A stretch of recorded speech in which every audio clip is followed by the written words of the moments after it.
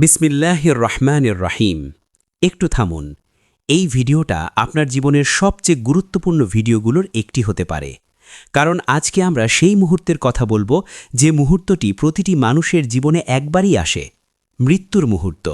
এবং সেই মুহূর্তে শয়তান কি করে তা জানলে আপনি হয়তো এখন থেকেই প্রস্তুতি নিতে শুরু করবেন।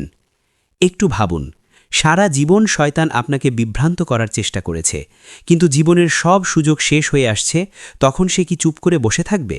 না, বরং সেই মুহূর্তে সে তার শেষ এবং সবচেয়ে বড় আক্রমণ করে। আর সেই আক্রমণের কথা রাসূলুল্লাহ সাল্লাল্লাহু আলাইহি ওয়াসাল্লাম আমাদের বলে গেছেন। শেষ পর্যন্ত থাকুন, কারণ এই ভিডিওর শেষে এমন একটি কথা আছে যা এখন থেকেই আপনার জীবন বদলে দিতে পারে। প্রিয় ভাই ও বোনেরা, আজই সাবস্ক্রাইব করুন, কারণ হয়তো এই ভিডিওগুলোই একদিন আমাদের আখেরাতে কাজে লাগবে। শয়তানের সবচেয়ে বড় সুযোগ। রাসূলুল্লাহ সাল্লাল্লাহু আলাইহি ওয়াসাল্লাম বলেছেন, শয়তান তোমাদের প্রত্যেকের কাছে আসে, এমনকি মৃত্যুর সময়ও। কেন? কারণ মৃত্যুর মুহূর্তই শয়তানের শেষ সুযোগ।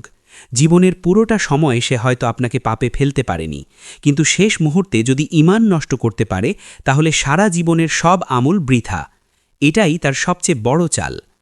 শয়তান কি করে মৃত্যুর সময়? আলেমরা হাদিসের আলোকে বলেছেন, মৃত্যুর সময় শয়তান কয়েকটি কৌশল নেয়। প্রথম কৌশল, প্রিয়জনের রূপ ধারণ।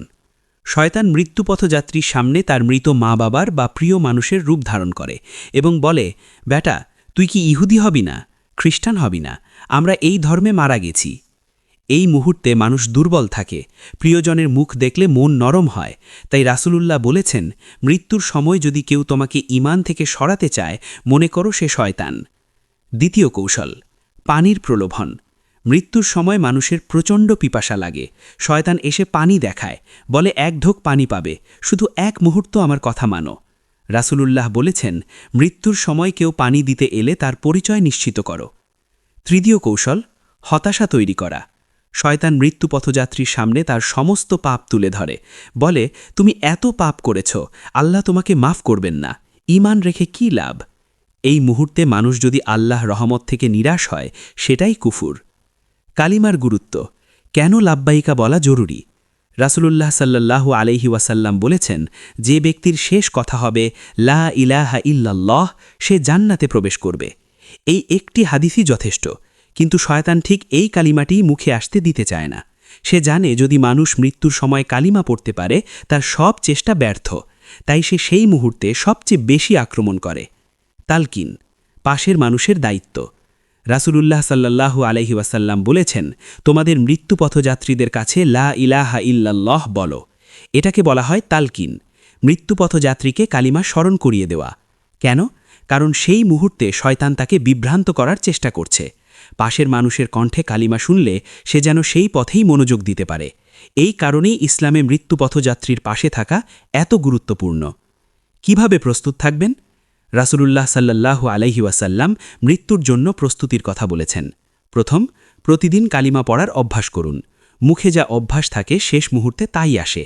দ্বিতীয়, নিয়মিত লা ইলাহা ইল্লাল্লাহ বলুন। হাদিসে আছে, যে ব্যক্তি দিনে 100 বার বলে, সে হৃদয় পবিত্র থাকে। তৃতীয়, মৃত্যুকে বেশি বেশি স্মরণ করুন। রাসূলুল্লাহ বলেছেন, সব আনন্দ ভেঙে দেয় এমন জিনিসকে বেশি স্মরণ করো, মৃত্যুকে। চতুর্থ, গুনাহ থেকে তওবা করুন, কারণ পাপের কারণে হৃদয় কঠিন হয়, আর কঠিন হৃদয় কালিমা আসতে চায় না। পঞ্চম, ভালো মানুষের সঙ্গে থাকুন। মৃত্যুর সময় পাশে কে থাকবে সেটাও গুরুত্বপূর্ণ। শেষ কথা, শয়তান সারা জীবন আপনার পেছনে থাকবে, কিন্তু সবচেয়ে বড় যুদ্ধ হবে শেষ মুহূর্তে। সেই যুদ্ধের জন্য প্রস্তুতি এখন থেকেই নিতে হবে।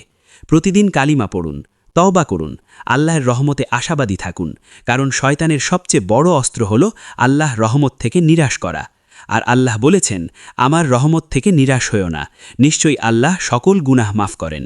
এই আয়াতটি মনে রাখুন। মৃত্যুর মুহূর্তে এই আয়াতই শয়তানের সবচেয়ে বড় অস্ত্রকে ভেঙে দেবে। আল্লাহ আমাদের সবাইকে ঈমানের সাথে মৃত্যুদান করুন, আমিন। এই চ্যানেলে প্রতিদিন এমন ঘটনা আসে। এখনই নিচের সাবস্ক্রাইব বাটনটা চাপুন। আল্লাহ হাফেজ।